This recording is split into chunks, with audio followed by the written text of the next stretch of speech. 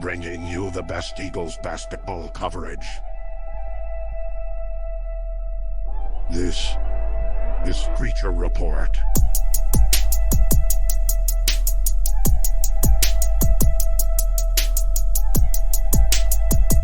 What's up, everybody? It's your boy, Elliott. Anyways, we're back after what, like 2 months, 3 months, 4 months? I don't think it's been 2, 3, or 4 months. I think it's been pushing 2 months. Like half a year? Definitely over 1 month. Right. But not quite 2, I don't think. I think the last one was some in-between news with players and chambers and something like that. The Chamber of Secrets. Chambers of Secrets. Anyways, Russell is here. Hello. As per usual. And we're back. We've been busy, I guess, with other summer activities. We did get to attend a workout. Is that how they're calling it? Yeah, they're workouts right now. Right. But yeah, that was great. We'll definitely try to get back in there, talk to some guys, see the guys, do what they do. Get some good insight that way. But hey, before we jump into basketball, how you been, man? It's been a while. Been pretty good. I don't know what I've done since the last time I've... Oh, you know what you've done. You've caught me red-handed. I've dropped 50 pounds. Not quite, but hey, everyone, Elliott's looking great. Yeah, hit me up. He just said don't hit him up, but now he's saying hit him up. So yeah, don't stalk me, but you just decide if he's trustworthy or not. Politely hit me up. No, but for real, yeah, things have been good. Been working like a demon in overtime. Cool, man. The NBA Finals have eclipsed since our last pod, I think. Who did we interview that said they wanted Boston and the Warriors? I think it was Demir Bishop. No, we've never interviewed Demir Bishop. Oh, Demir. Hey, shout out Demir Bishop. Where you do at? an interview with us. Who was it? It was Isaiah Thompson. That's right. He called it. Yep. And unfortunately for me, the Warriors won, but they were the better team. I'm good with that. I am too, but it was cool to see the Celtics in there with Tatum and your boy. Who's your boy? I like Jaylen Brown, if That that's guy. who you're talking about. Yeah. That's your boy. Yeah, I'll be honest. I'm not that big of a Jason Tatum fan. I think he's a bit overrated, to be honest. Well, he's young. So what? He's still good. Like, be better. I mean, he's going to win. It's going to happen. Maybe. I mean, Harden's never done it. Once Steph Curry's like 38, it'll happen. Yeah, but then Luka Doncic is there. They don't have a team yet. Yeah, but that's the thing. Jason Tatum has a team. He's not as good as Luka. He's not in that echelon. He's just not. He can't take a team all the way. Maybe he will in a few years, but right now he's just not as good as people think he is, I think. I think I don't know what the hype is you're hearing, but to me, he's a solid top 10 player. And by solid, I mean like in the top, like at the upper echelon of 10. I feel like I can name 10 players that are definitely better than him. But, I mean, I do think he's good. Like, not that I want to cite Max Kellerman on a bunch of things, but he has this little rating system that he does where it's like 1-star, 2, 3, 4, 5-star player. 5-star player is your perennial All-Pro, All-NBA. Always if you're in the top going five that, then conversation. yes, Jason Tatum's He's a 4, yes. Maybe at times a 4.5. Yeah, can flirt with 4.5. But he's not a guy who's getting an NBA. You know, he's not Embiid. He's not Jokic, if you're talking about bigs. He's not LeBron. He's not KD. He's not Steph Curry. Now he's young Dwayne Wade. In skill? Yes. Yeah. I don't know, I guess. Like, it's interesting because, like, obviously the Wade heat with LeBron, it was like his team because Dwayne Wade's, a team legend, but it was LeBron was 1A. Now with Wade's championship with Shaq, I don't really know. I feel like that was Wade. I mean, Shaq was being Big Shaq down low, but Shaq was past his prime at that sure. point. He was post LA. He was still great. He was still a perennial all-star. But that was Wade's team though, at least in the beginning. I think they'll be back. I think they have a really good core team this year. The Warriors. I mean, the Klay Thompson comeback story was awesome. Yeah. I'll give them that. And the core of that team has been there the last, what? Exactly. 5-6 years? More than that, man. But yeah, I mean, it's like, I loved the Warriors' makeup when they first came around. Then it was the whole KD thing. You just got sick of seeing them, right? They were too good. But like now, I'm just, because it's all them and just a rotating Harrison Barnes, essentially. Like, who's going to be the next? Right now, Andrew Wiggins is the Harrison Barnes. And, you know, he's, I don't want to say revived his career, but really just added the value back that he had. I personally didn't consider him a bust because he was a good player. He wasn't, you know, a 5-star or a 4-star. He was a 3.5 probably. But now he's, you know, pretty much a 4. Like, he's pretty much there. Not Jason Tatum 4, but 3.5, 4, something like that. Speaking of KD, what's your thoughts on all this KD, Kyrie Irving leaving the Nets garbage and both going to the Lakers or I mean, if that were to happen, I don't think the Lakers are winning. Yeah. There's too much star power and too much I care about myself to win. First of all, one of my thoughts is that I don't give I mean, flying but if I do talk about, because I really do, you know, I obviously do care. Like, I love the news and the NBA and the offseason and stuff like that. So in reality, it's like, I don't know what's going to happen, but like, listen, Kyrie doesn't make a team better anymore at this point. He'd make, you know what team he'd make better? A team where he's the only star, because it would be obvious that he gets the ball all the time. He makes other guys better that aren't good or that good. But that team wouldn't win very many games, simply. Every team he's been on, with the exception of the LeBron comeback story to Cleveland winning the chip, he's made worse. He made the Celtics look terrible, almost on the verge of terrible for a good team. Goes to Brooklyn, barely plays, and that team had the least cohesion of like any team I've ever seen. KD, on the other hand, again, I loved him and Russ in OKC. I thought that was a fun team. They should have beat the Warriors that one year. Then him and his burner account and the thinnest skin in all the land, you know, leaves and goes and joins the 70 whatever win Warriors team, and nobody likes him anymore. Now, okay, I'm going to go take the Brooklyn Nets and make them awesome, and he doesn't do that either. He tears the Nets apart, who had a really good young core with Dinwiddie and all that. They were doing it on their own. They sold their soul for KD and all them, and it didn't do anything. Well, first of all, anyone that calls himself a god, like in any form, just like you. I mean, like, don't refer to yourself as a god. I mean, he's a great player, but like, he's so full of himself. It's just like. And don't forget the thinnest skin in all the land. He's like, right. Mortally. Anyways, if they both go to the Lakers, 1, they're not going to be able to afford anyone else, and 2, it's not going to work out. The other rumor is KD goes to the Heat, which I don't know if the Heat can even afford that. And it's the NBA. Everyone can afford anyone. They're like the Rams, right? the NFL, but that would be more interesting to me. I think Kyrie and LeBron teaming up again would be interesting because they've done it. But yeah, I mean, that's just I don't know. There's everything is smoke right now. Like, Brian Windhorst is a whatever insider. It's like, if it's not a Woj bomb, then you know, it doesn't have that much weight. It's just speculation. So KD's only won the title once, right? Yeah, and it was kind of a gimme title. Oh, it was, yeah. Like, if anything's a gimme in sports, it was that. Yeah, because it wasn't making a super team. It was already a super team just with the people they drafted, and then a top 2 at the time player in the world joins that team. That's a gimme. It's not, let's have these really good players go join forces in Utah or some random team. It was already established, and let me just add some flavor here. So yeah, his credibility is, I mean, he's great. It's just like his one title was not like, I don't know, quote unquote, hard to get. Right. You know, to put a bow on the, you know, finals this year. Another thing is Curry getting his first finals MVP. That's awesome. He didn't get any of the other chips. And to me, like, I'm going to be the first to admit, based on age, I absolutely have more recency bias. You know, I didn't watch Oscar Robertson or Bill Russell or Kareem Abdul-Jabbar or, you know, whoever else you want to talk about, Magic Johnson for that matter. And so, but anyway, with all that being said, Steph Curry is a top 10 player all time, in my opinion. Yeah, for sure. It's probably closer to 10.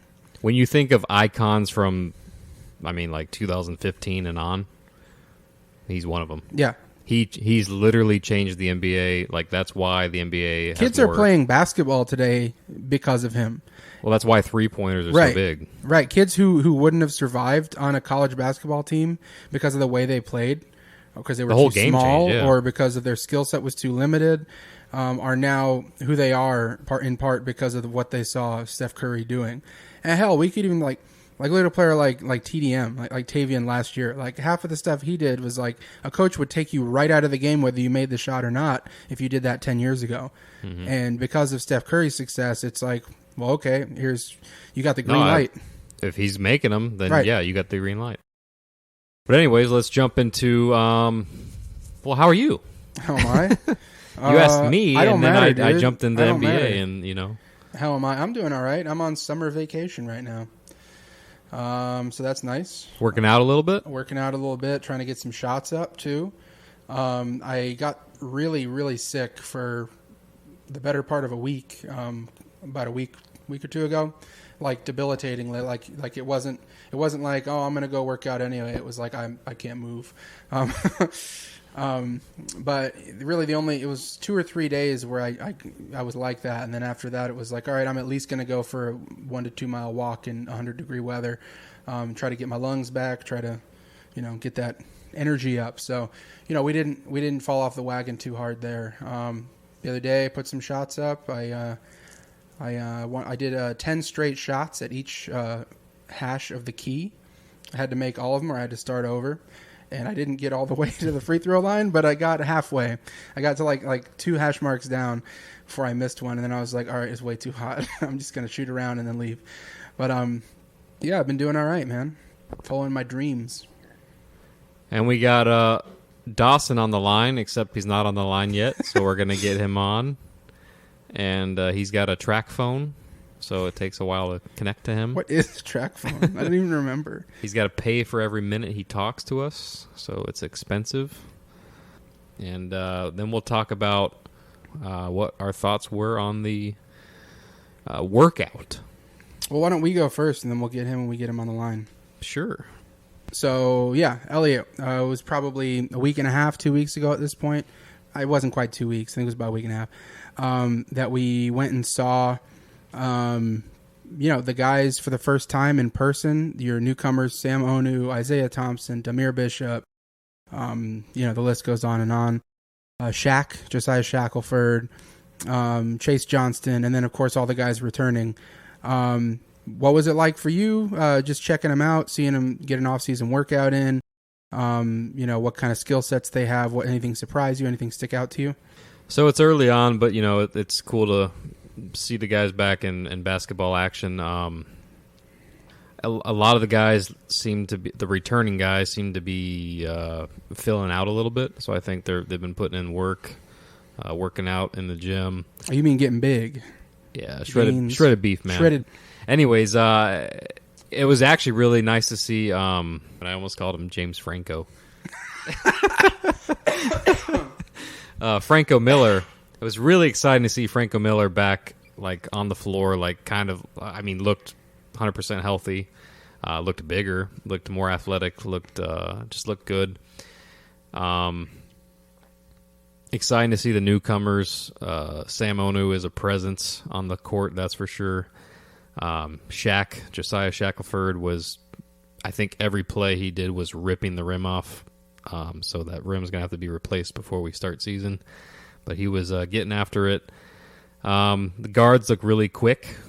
Isaiah Thompson was very fast with it. Was shooting from like NBA range. Damir Bishop looked very athletic. I saw a couple dunks that I cussed at because it was pretty athletic. You said, "Holy shit." Exactly what I said. Nice. Verbatim. Verbatim. I what was that?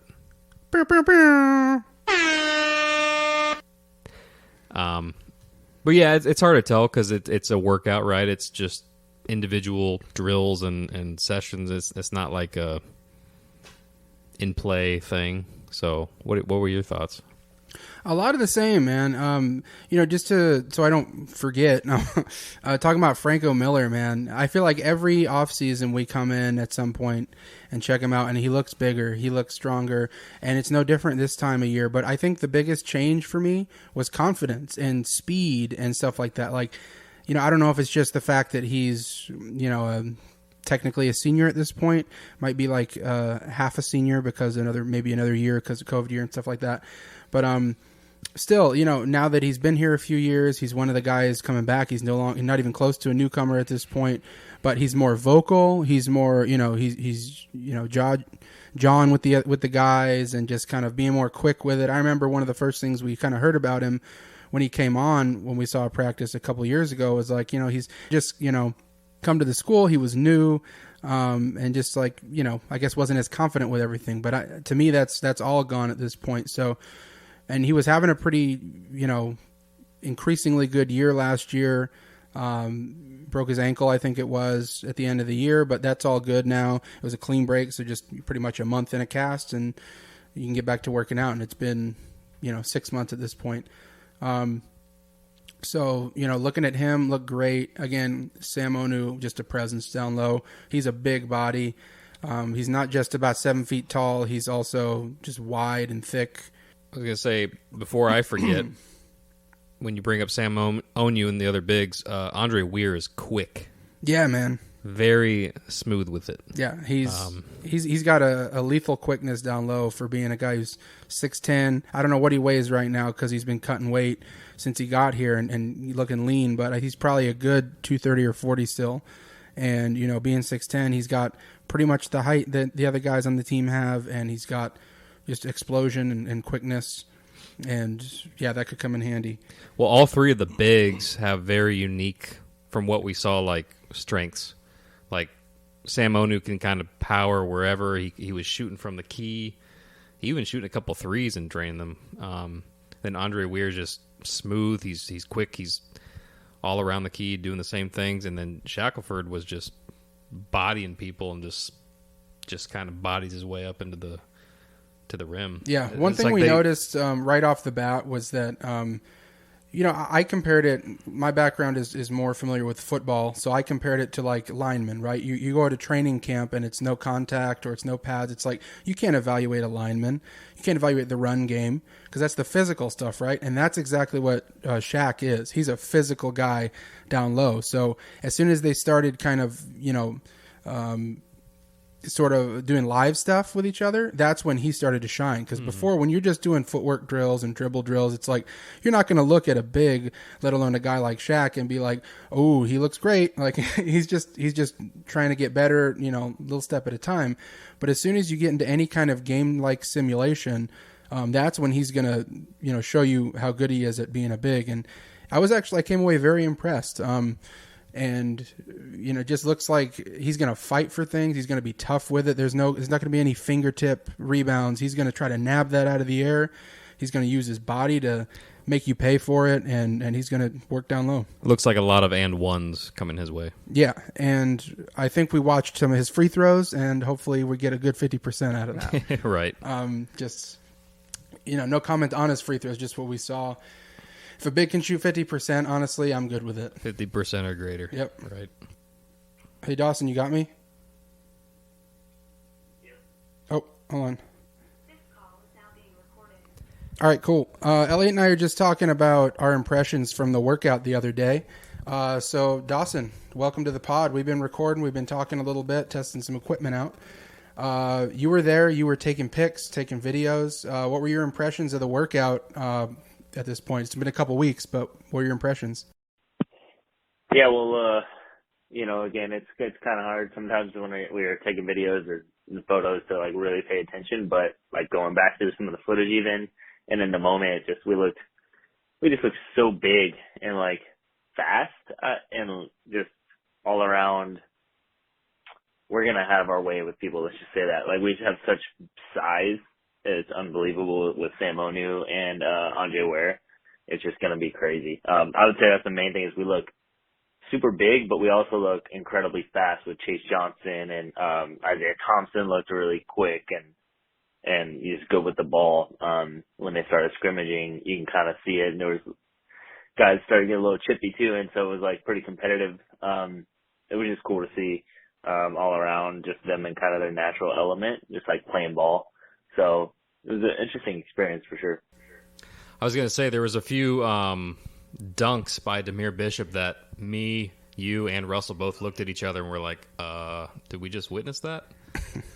And that was in, you know, a workout / shoot around setting, so that was pretty cool. Like you said, we haven't talked about Chase Johnston. I mean, he's the second leading scorer from Stetson a year ago. Now he's on the team. It's going to be insane to see how, like, the team here, the scoring, how does the scoring break down? You got Caleb Cato that could easily probably average 13, 14 a game if he wanted to. Chase Johnston averaged, I think, 14 or 15 a game at Stetson. You're going to have Sam Onu, who could probably get at least 10. There's so many guys that can get double figures. Cyrus Largy can get at least 12. So just the depth on this team, and then how it's all going to pan out, I mean, not much more you could ask for at this point in the offseason. Truly. I mean, Russell, well, I guess you can cut this out, but Russell, did you give your impressions already? Yeah, we both did. We're just roping you in at this point. But we'll talk some about the schedule in a minute. But just to wrap that component up, it's at this point in the off season, right? It's about to be July 1st tomorrow. But at this point in the off season, it just looks exactly where you want it to be, right? The newcomers are meshing in pretty well, it seems. What you got? Coaching staff. So everything we've heard from players at this point, I know, Dawson, you've had some interesting conversation. I'm not even trying to, like, knock former stuff, but we're talking about the new and the present. The new coaching staff just seems to be very passionate, very encouraging, very into the guys, developing the guys. And that's great to see, and the feedback we've got from the players has been great regarding that. And you could really see it at this workout. You had KJ Baptiste just sweating up a storm, yelling, just getting in there, diving. All the coaches were like diving for balls, which was great. Right. Shep, former point guard at Penn State for Coach Chambers, I believe, was throwing up dimes. Yep. Lobs. Him and Coach Kyle Griffin were both throwing up lobs. And it was looking great, like they could play point guard. But yeah, it's good to see just the energy, I think. Dawson, again, you were the guy behind the camera. Did you kind of notice that with the coaching staff too? Yeah, I noticed that, especially like KJ, it just seems like he's like one of the guys too, like with them. And kind of same with Matt Griffin. It just seemed like there's like this energy on I wasn't at a ton of practices like in the past, but we went to one last year. Complete different like vibes, just like night and day to me. And between the players and the coaches, but it just seems that like this coaching staff has brought like not even just like a new energy, but like you can just tell that they really are passionate about like who's here and that they are just for the players. And that the players are just bought in. It's kind of cheesy to say like the players are bought in, whatever, but it's like you can totally tell like they do this thing where like if like a ball gets loose, like someone goes after it and everyone just starts like going crazy and yelling, and then like the coaching staff's like they're all going like buck wild and they're just like celebrating for like no reason. But it's just super cool to see because like they're just like all having like such a great time, and it seems like they're all just like super cohesive and on the same page mentally. And yeah, I mean, that's really what I've noticed just from being like right there, like 5 feet away from the action, you know? Yeah. And the amount of times I heard, and one, like they were so excited to get the contact that I feel like you're almost hoping for the end one. You're excited for the end one. So when you get to the game time situation, it's, hey, every play I'm getting to an and one and we're going to the line, we're getting an extra point. And it was just really cool to have that hype and energy behind every play, even in just workouts.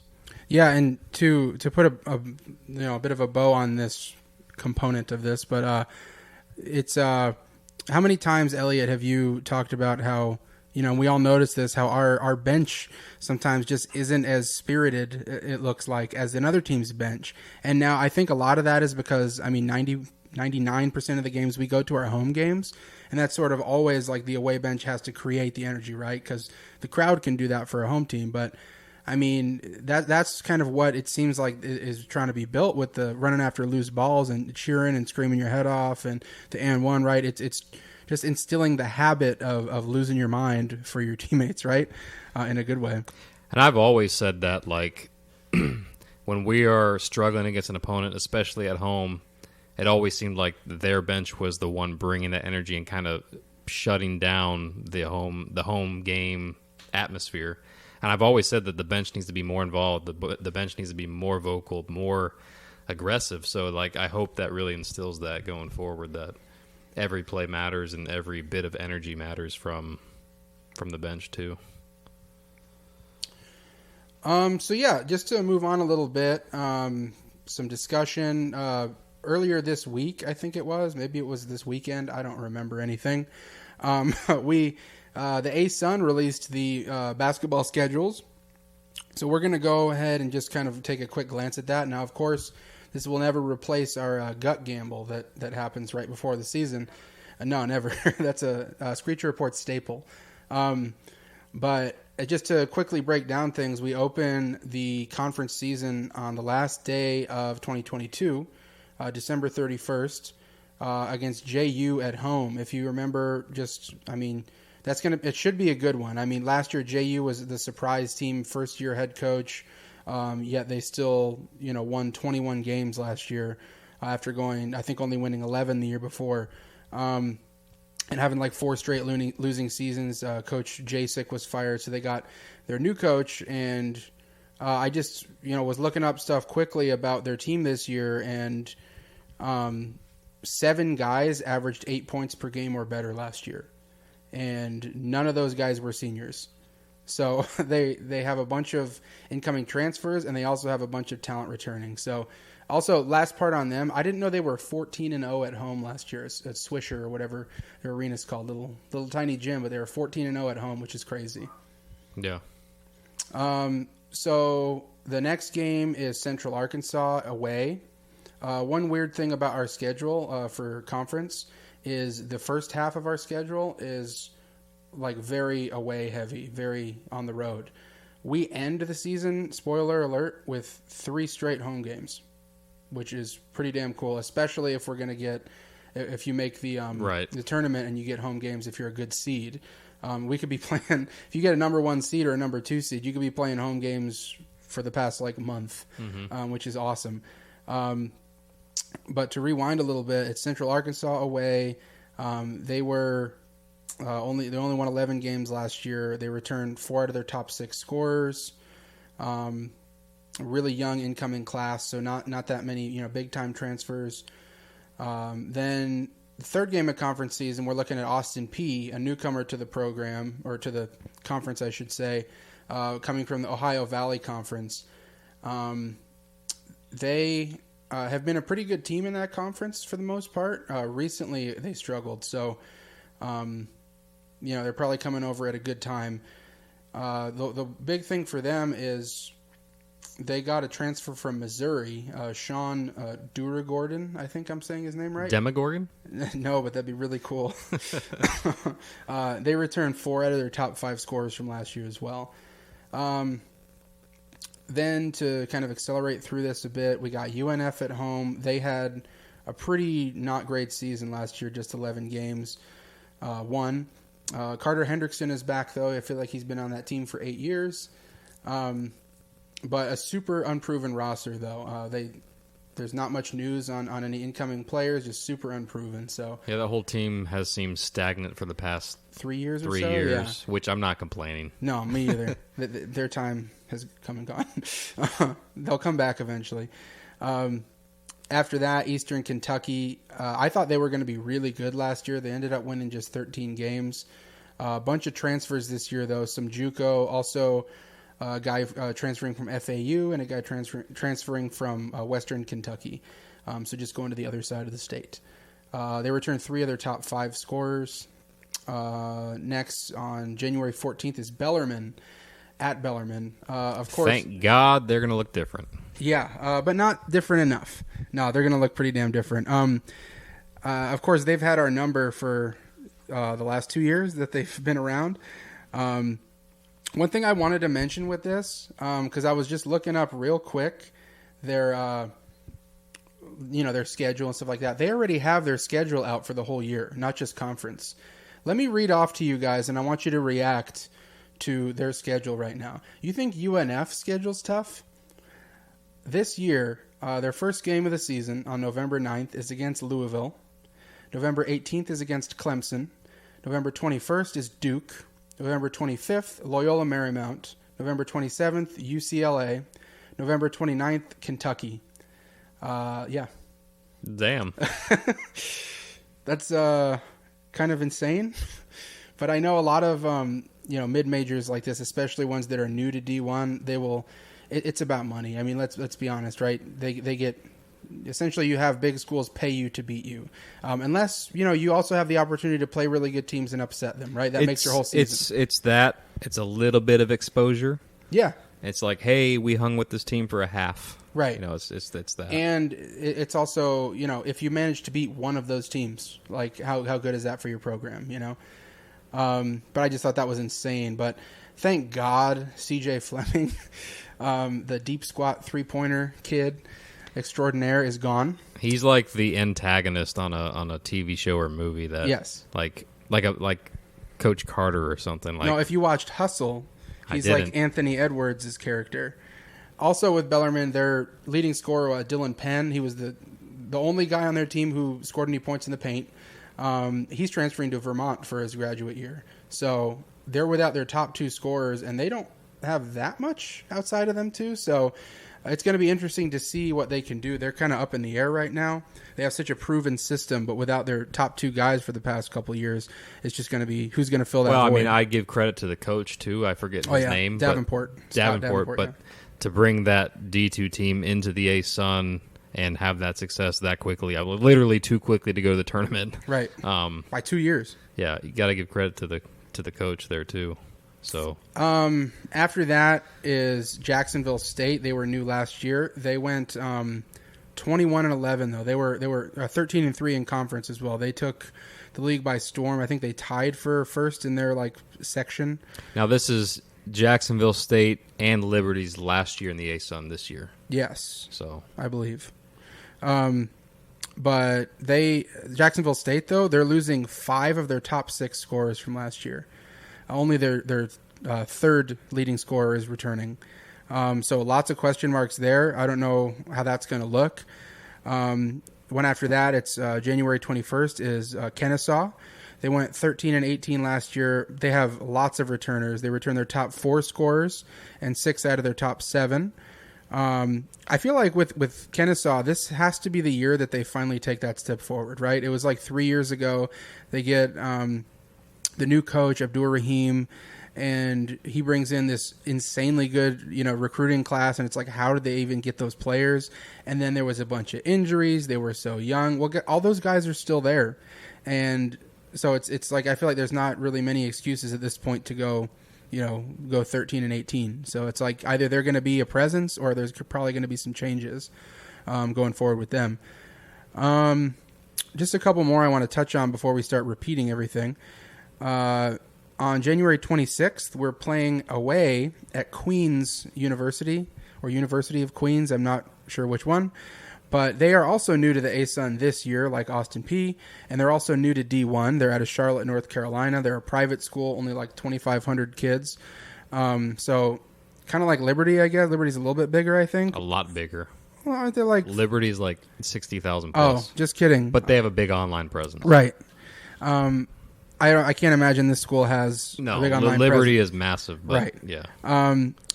But again, the thing about them is with D2 is this is just me learning some things over the course of, watching basketball and covering it now for a few years.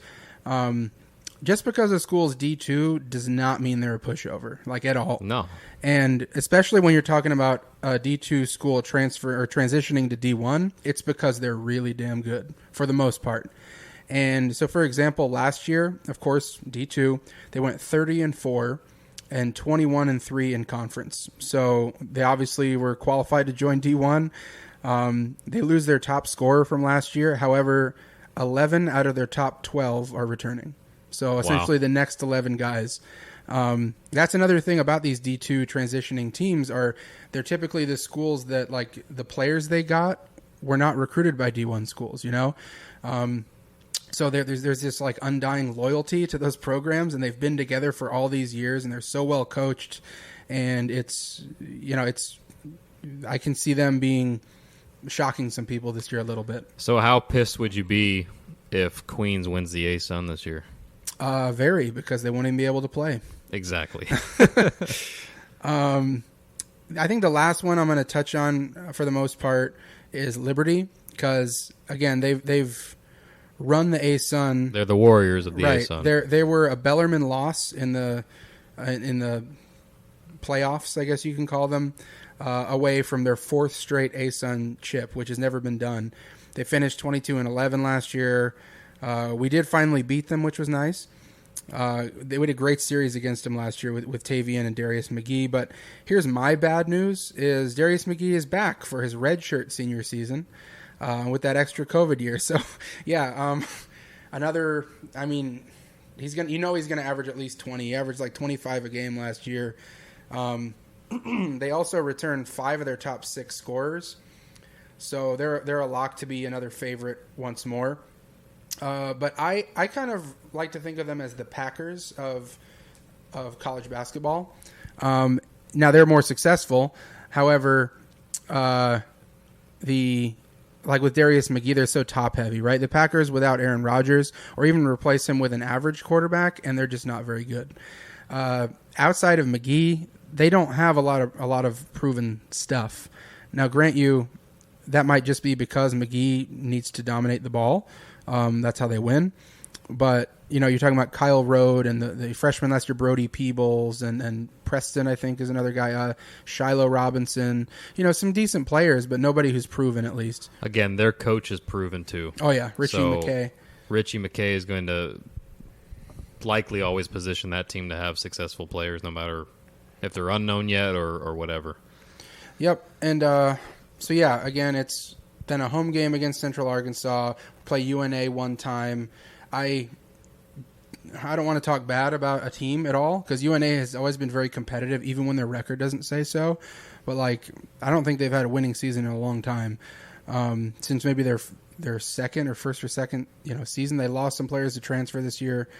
Then it's back home at UNA, away at Jacksonville, away at Stetson, home at Stetson. We play them back to back instead of one in the beginning, one in the end. Then home at Lipscomb, home against Lipscomb, and then finishing the season home against Austin Peay. So, like I said, 3 straight home games to end the season at least. Just, you guys, if you want to talk about anything that I said or anything about the schedule, what are your initial thoughts about, that A-Sun schedule? Yeah, it's kind of, there's like so much newness. So it's like going into this year with like weird expectations of like not really knowing what to expect. Cause there's so many, was there like 3, how many teams were there? 2 or 3 new teams? Yeah, 2 new teams this year. But that's another thing I want to say real quick is there's 14 teams in the A-Sun right now, including us. It's a big league. Yeah, it's going to be interesting with like the amount of times we play every team. There's going to be teams even more that we're not going to even play multiple times, I would imagine, because last year I feel like that happened where we only played a couple teams once, just due to scheduling. But, yeah, it's very interesting to see like Austin Peay coming in, and cause I know they've been like kind of a big mid-major in the past, but, as you said, they haven't been as great lately, but yeah, no, I don't know. I'm excited. It's just going to be, I've got to kind of do a little bit of my preseason research before really like giving any input on like the new teams or whatnot. But it should be like a really competitive conference, and I think that like the ASUN's going to be actually really good this year. I think It should be. Like in comparison to like where we're at, I think we might get even a little bit more respect this year, just from the way. And I thought I saw a list where we are, I believe at GCU, we're picked like in a way too early preseason pick to be the top seed. So that would be sweet, but we'll see. Yeah, as someone who's like stoked about this team, I'm still not even ready to even project that. Yeah, right. So another interesting thing I think with the 14 teams now in conference is we don't play everyone twice. Like we're not playing Liberty twice. UNA's only once. Right, which is Lipscomb's only once. Which is interesting because I kind of wish we were playing Liberty twice to get some revenge. But it is what it is. Hopefully we get to see them in the ASUN tourney and return the favor. Another thing I wanted to mention that we can save for the next pod when the non-conference is released, but we are playing USC again as the season opener, correct? Mm-hmm. I don't know if it'll be season opener, but I think it's pretty close to season opener, but we're playing in California this year, which should be exciting. It's always fun to. I mean, that's just big time. I mean, it should be televised. It'll be fun. Don't expect to win, as always, but, you just want to see a good fight. Yeah. Similar to last year. And then, speaking of USC, I just pulled up Facebook while I was bored for a second. What's Facebook? Social media. And so, this has nothing to do with FGCU, but just interesting in college basketball. But 5 hours ago, University of Southern California, USC, and UCLA are considering leaving the Pac-12 for the Big Ten as early as 2024. Wow. I did see that. I heard that. So that's crazy. That is a major change to the Pac-12 because those are like two of premier. UCLA is pretty much the premier program. And then how many teams would be in the Big Ten at that point? Like not 10. 20?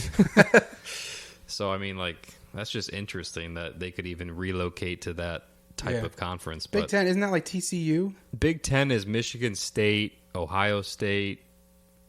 Yeah, that's mostly Midwest. Who else is in the Big Ten? Penn State? Oh no, but it's. I think Indiana's in there. The Hoosiers. Purdue probably. Purdue, I think. So it's just. I mean, those schools have the money to. I mean, play wherever the hell they want to play. Right. But that's a really weird switch up there, if that happens. That's all I have right now on my thoughts on everything. Obviously, that's not the gut gamble. The gut gamble's a little more fun. But conference is conference. Some newcomers. Be fun to play Austin Peay. Jacksonville State again. The overall talent of the ASUN right now is higher than it's ever been. Oh, so yeah. that's every year we're saying that, and every year it's true. Yep. So that's exciting. So we can go ahead and wrap this up. I got a little exercise, Dawson. I think I don't know if you got the text I just sent. If you didn't, or if you did, take a look. I want to do. Elliott and I did a little fantasy draft of the current team. I want to do one of all-time players, and I thought it'd be a good time to rope you in as well. So we get 3 different teams on this.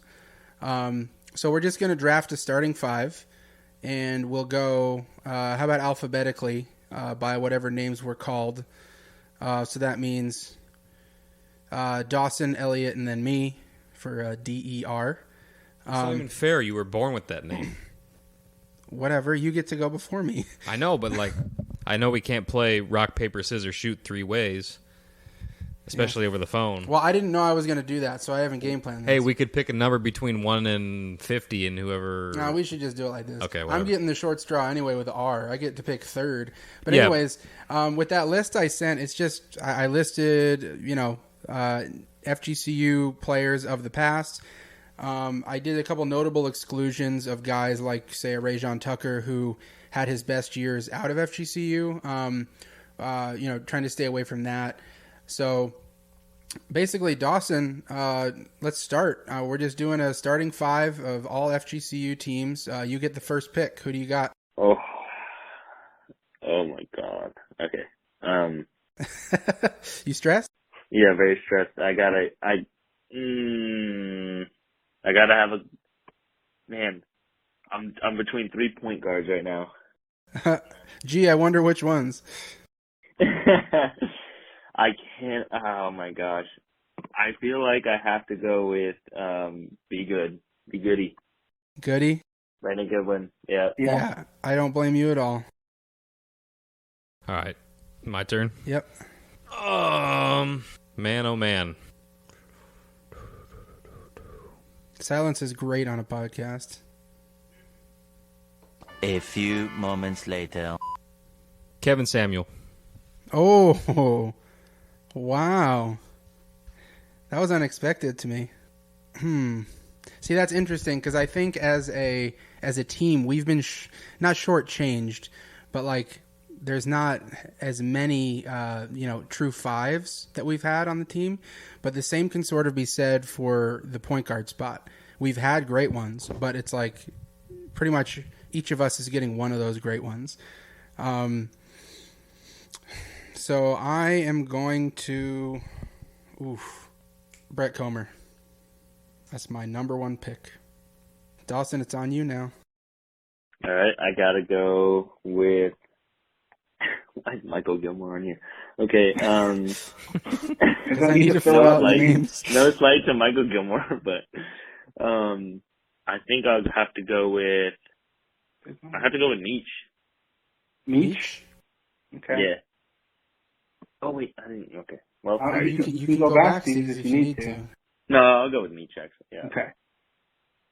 My turn. Damn, we should have done Serpentine. Then I would have got 2 picks in a row. My turn. Yeah, go ahead. TDM. Oof. Oh, I didn't realize he was still there. That would have been such a lethal backcourt. Oh yeah, that would have been insane. All right. I am going to go with... I got to think about that. Zach Johnson. I think I'll take Chase Steeler. Good pick. All right. Bernard Thompson. That's a good pick for you.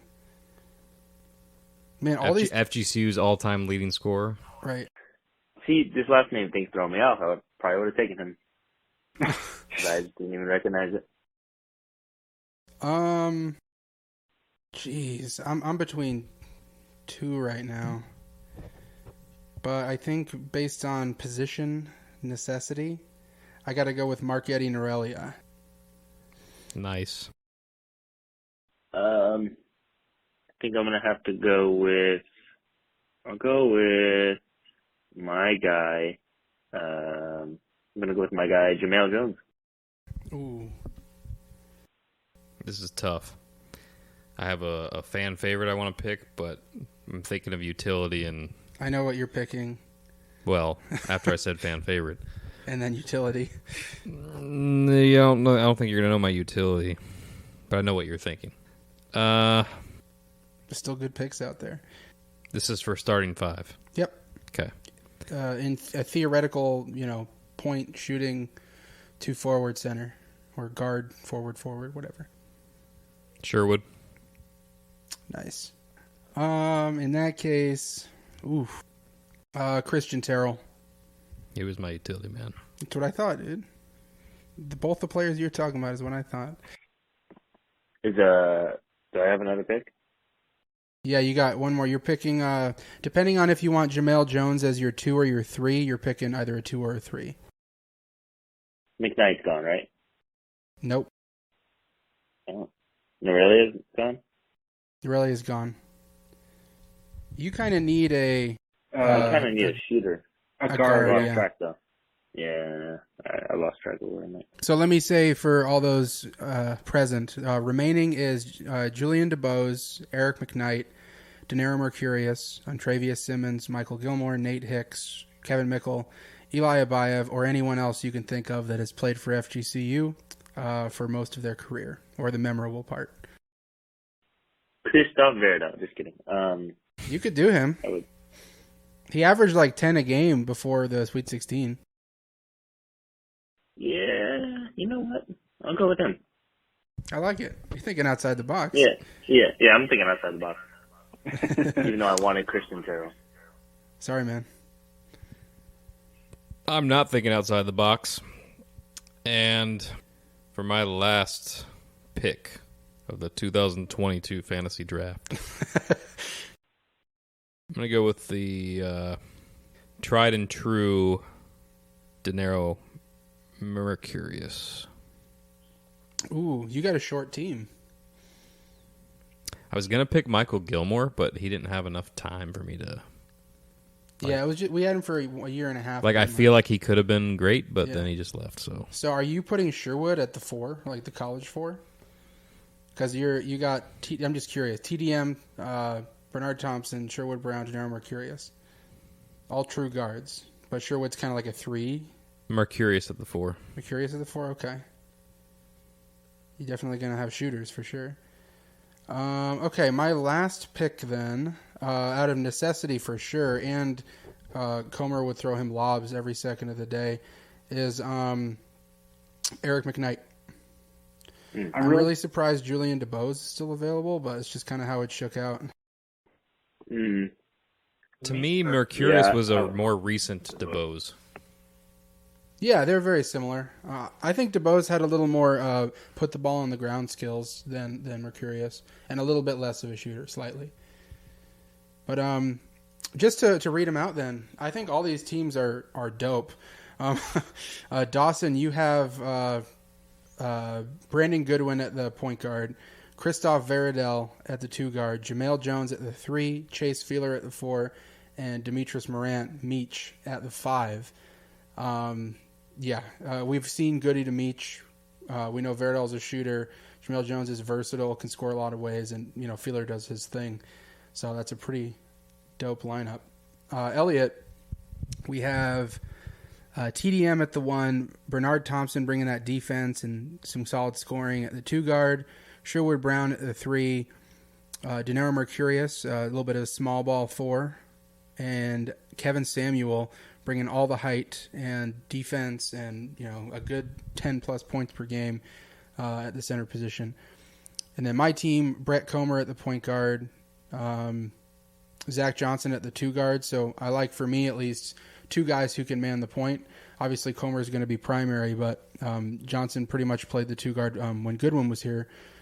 Christian Terrell, a guy who can do it all at the 3. Norelia, a guy who averaged like 17 points a game for us 1 year. And then Eric McKnight, a guy who's there for pretty much for Comer to feed him lobs every second of the day and also get 5 plus, 6 plus rebounds. So yeah, I think these are pretty awesome teams. I really like your team, Russell. Thanks, man. I hate everyone I picked. I don't know who my favorite is. I think it might be Dawson, actually. I really like the ingenious Verdal pick. Yeah, I'm with it. Because you got Meach isn't nobody's going to consider Meach a scorer, but he can get you 10 a game, as well as 7 rebounds or so. Feeler is a great scorer from the 4 spot. Jamel Jones can get you 10, 11, 12 points. Verdal can get you upwards of 10 and just be a spot up shooter, and then Goodwin is good for 18. So just a lot of offense for you, man. Yep, I'm excited to see it. Yeah, man. But anyway, again, just a fun exercise to end this thing. It's great to have Dawson back on the pod. I feel like it's mid-season. But we're going to wrap that up here. I'm sure we'll be on again soon. We'll try to make it out to another workout or practice or 2, in the coming weeks and months. But otherwise, stay tuned. We'll be on with some more guests, I'm sure, and some more discussion, any news that comes out. But yeah, wings up, go Eagles.